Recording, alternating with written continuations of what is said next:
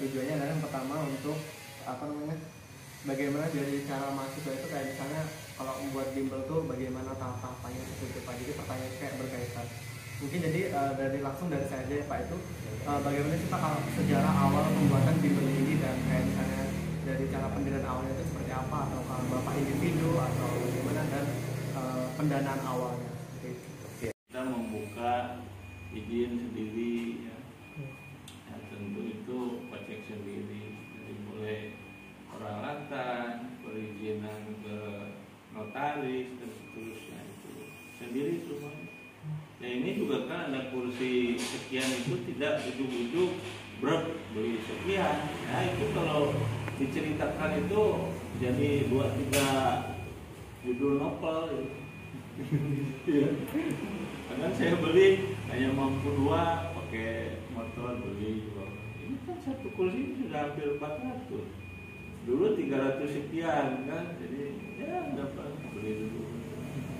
Awal-awalnya ya cukup menyedihkan. Kita peserta ada yang S2 ya.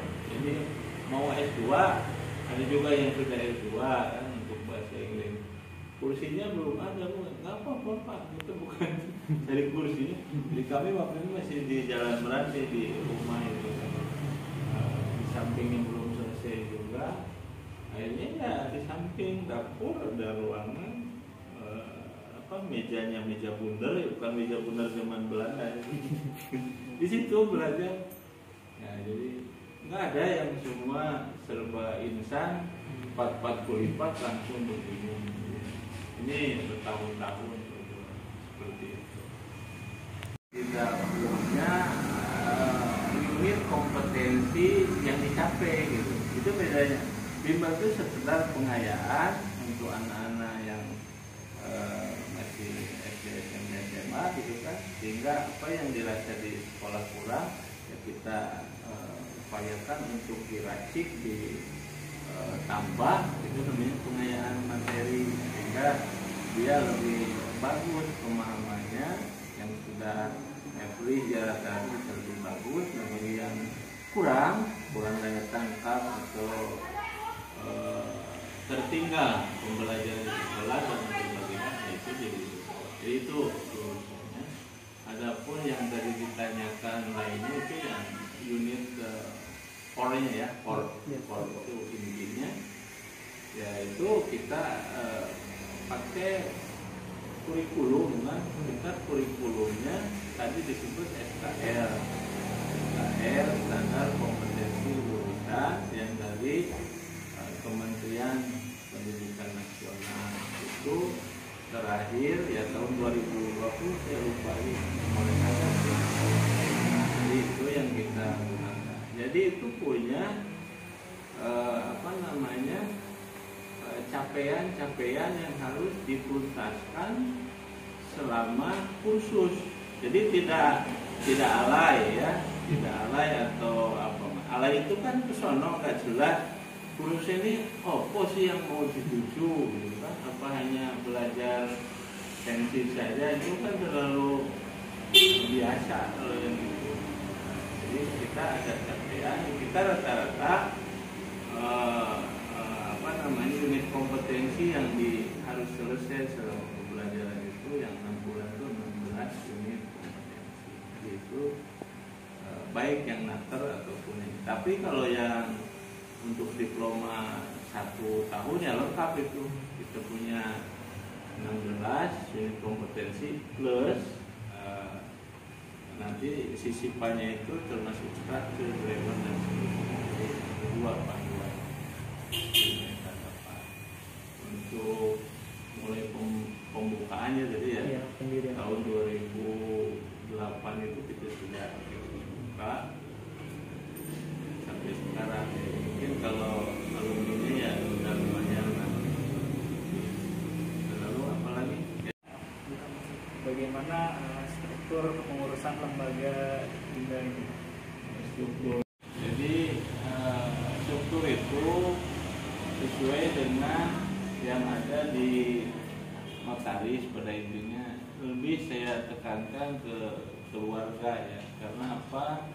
Guna menghindari hal-hal yang kurang diinginkan gitu di kelak kemudian hari. Jadi intinya ya keluarga banyak nengger, istri, anak ada di situ. Ada beberapa yang unsur dari kawan-kawan yang sudah mengabdikan diri, tapi pengurus inti ya keluarga. Nah, mungkin nanti kalau mau bikin lembaga ya ini seperti itu. Kalau enggak nanti nuntut, oh saya jadi pengurus sekian tahun, mana dong?